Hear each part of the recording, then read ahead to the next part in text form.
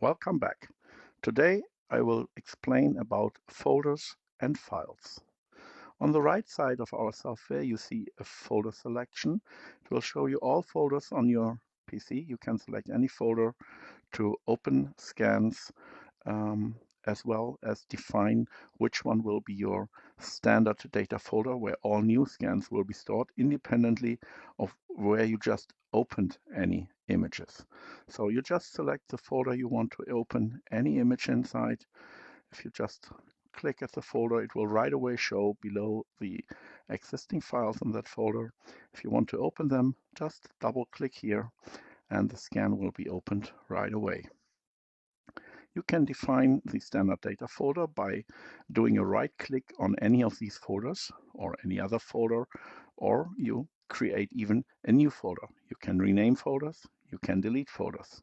Start a new scan in the current folder, even if it is not your standard folder. You can directly switch to your standard folder, or you can define the current selected folder as your standard data folder. In that case, all new scans will directly go into this folder.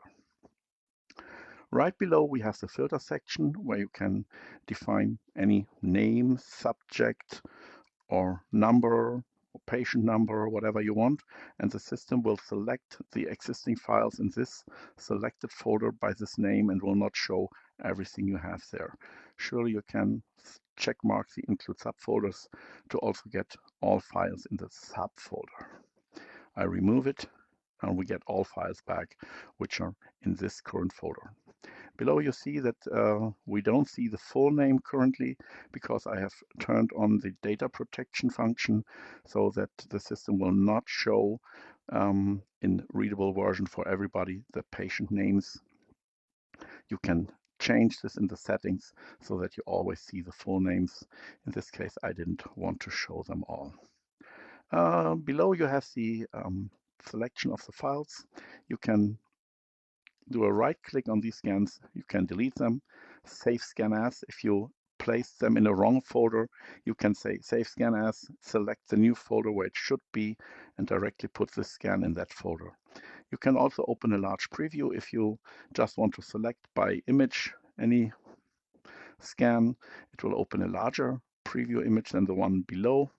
You can do a new scan with the existing patient data directly in the standard data folder or even in the current data folder, independent of the selected standard data folder.